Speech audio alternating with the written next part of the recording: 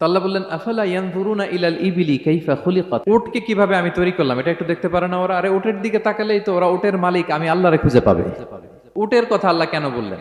উট হচ্ছে এমন আজীব একটা প্রাণী যেটা প্রাণী বিজ্ঞানীদেরকে হয়রান করে দিয়েছে। আল্লাহু আকবার, আপনি অবাক হবেন উটের যে ফিচার আল্লাহ তাআলা দিয়েছেন।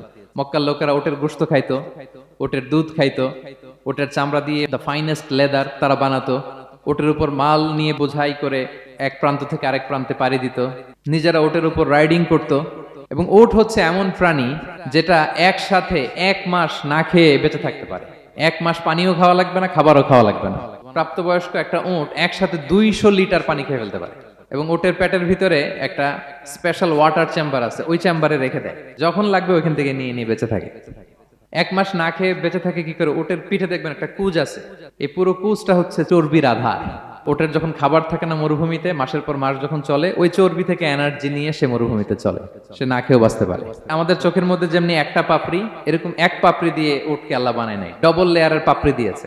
কারণ মরুভূমির মধ্যে চলতে পথে লু হাওয়া থাকবে, মরুভূমির সাইমুম, বালুর ঝড়, এই ঝড় মোকাবেলার জন্য, লু হাওয়া মোকাবেলার জন্য ডবল লেয়ারের চোখের পর্দা। একটা পর্দা ফেলে রাখে আর একটা খুলে সে হাঁটতে থাকে, তার কিছুই হয় না। সুবহানাল্লাহ। আমাদের 98 ডিগ্রি ফারেনহাইটের স্বাভাবিক তাপমাত্রা, তাই না? 99 ডিগ্রি হলে আমাদের জ্বর, 100 ডিগ্রি হলে জ্বর, 101, 2 সর্বোচ্চ আমরা সহ্য করতে পারি। এর বেশি যদি হয়, 103 ডিগ্রি হলে বেহুশ হয়ে যায় মানুষ। 4 ডিগ্রি হলে আমাদের দেহের ভেতরে যে কোষগুলো আছে এগুলো মরে যায়। কিন্তু একটা উট মরুভূমির তাপমাত্রায় প্রতিদিন 104 ডিগ্রি 5 ডিগ্রি তাপমাত্রা সহ্য করে খুব স্বাভাবিক উট চলতে পারে, তার কিছুই হয় না।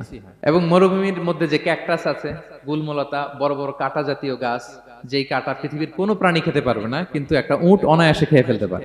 উটের জিহ্বাকে এবং পাকস্থলীকে আল্লাহ এমন স্পেশালি মেড করেছেন, যত কাঁটা দিবেন খেয়ে সাবার ওর কিছুই হয় না। সুবহানাল্লাহি বিহামদিহি।